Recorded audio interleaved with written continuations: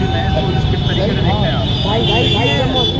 माननीय मुख्यमंत्री योगी आदित्यनाथ जी ने जो एनकाउंटर किया है सदन में बयान दिया कि हम माफियाओं को मिट्टी में मिला देंगे।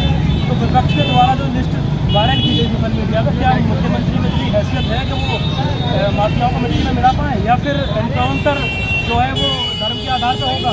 अतीक अहमद के लड़के को इसलिए मार दिया तो वो मुसलमान था, वरना इंस्पेक्टर सुबोध कुमार की उसने हत्या करी थी उसको मारा इन्होंने, या फिर डीएसपी जाऊल हक का कत्ल किया था उसको मारा इन्होंने, उनको नहीं मारेंगे ये।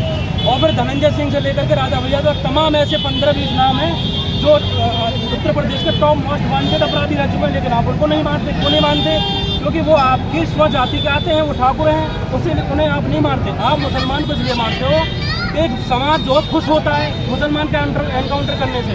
और देखिए, मैं एक बहुत बड़ी बात आपसे बोल रहा हूँ कि ये एनकाउंटर अतीक के बेटे का नहीं हुआ, ये एनकाउंटर देश के संविधान का हुआ, ये एनकाउंटर कानून व्यवस्था का हुआ, ये एनकाउंटर न्यायपालिका का हुआ। और भारतीय जनता पार्टी का देश की न्यायपालिका पर कोई यकीन नहीं है। सरकार ये चाहती है कि देश में बुलडोजर नीति और एनकाउंटर नीति अपनाई जाए, और इसी नीति के तहत ये हुकूमत करने में सक्षम भी है। क्या सरकार को ये नहीं पता कि सुप्रीम कोर्ट ने कहा था कि उत्तर प्रदेश में जंगल राज है, सारे के सारे एनकाउंटर फर्जी होते हैं? या फिर जिन अधिकारियों ने एनकाउंटर किया वो अधिकारी ये बताएं कि असद जो है किस उसमें किस न्यायपालिका ने उसको आरोप सिद्ध किया था? अरे शक के आधार पर इन्वेस्टिगेशन करते आप, उसके बाद में कोर्ट जाते, कोर्ट सजा देती। अब कोर्ट खुद कहती कि आप एनकाउंटर करो तो एनकाउंटर उचित था, लेकिन जब जा कर के न्यायपालिका ने और फिर गवर्नमेंट के किसी भी ऑफिसर ने, सरकार ने ये नहीं कहा कि वो तो गोली चलाने वाला लड़का है और जिसका एनकाउंटर हुआ सकता वो सेम है, किसी ने नहीं कहा। लेकिन फिर भी शक के आधार पर ऐसा क्यों जवाब ना देखिए, विपक्ष के जो बड़े नेता हैं सभी ने आरोप लगाया है एनकाउंटर जो किए जा रहे हैं वो एक प्रकार से सांप्रदायिक वोटों के सुरक्षा को लेकर किए जा रहे हैं। अखिलेश यादव, मायावती ने एनकाउंटर पर सवाल उठाया, प्रदेश सरकार क्यों कर रही है?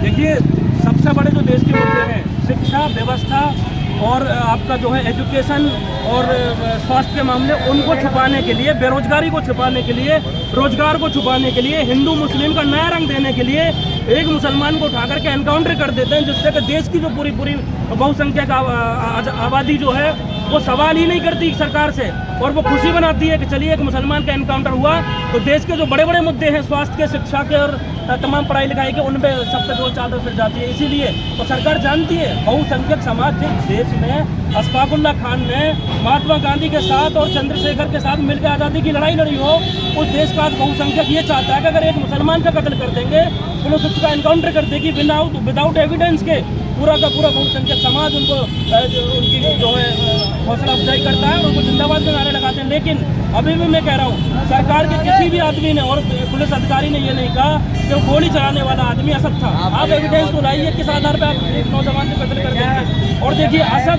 प्रयागराज के अंदर 1000 लोगों की मदद करता था प्रतिदिन। वहाँ के लोगों की सुनिए, आप क्या करें, वहाँ के लोग अपनी गाड़ी से अस्पताल पहुँचाता था लोगों को, लेकिन इन्होंने उसको इसलिए मार दिया कि वहाँ के जो मिनिस्टर है उसकी बहुत सारी साजिशों का पर्दा साफ करता वो लड़का पुलिस कस्टडी में लेने की वजह उसको इसलिए मारा गया कि जो भाजपा की जो दुर्विधा की राजनीति थी और वहाँ के मिनिस्टर की जो चाल थी वो कहीं उजागर न हो जाए, इसलिए एनकाउंटर किया गया।